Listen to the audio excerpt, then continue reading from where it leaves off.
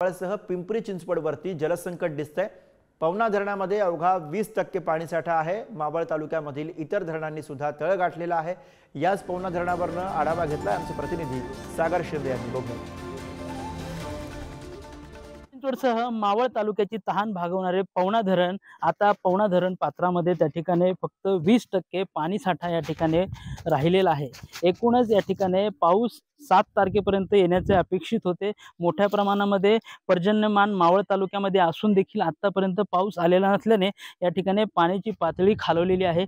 20% फक्त पाणी पवना धरण पात्रामध्ये राहिलेले असून एकूणच मावळ तालुक्यासह पिंपरी चिंचवडची देखील तहान भागवणारे हे धरण आता या ठिकाणी धरणावरती व पिंपरी चिंचवडकर व मावळ तालुक्याच्या लोकांवरती पाणी कपातीचं संकट येण्याचं दिसून येत आहे। एकूणच या ठिकाणी जर पाऊस लवकर पडला नाही तर या ठिकाणी पिंपरी चिंचवड आणि मावळ तालुक्यातील लोकांना पाण्याचे संकट ओढवण्याचे देखील चिन्ह दिसून येत आहे।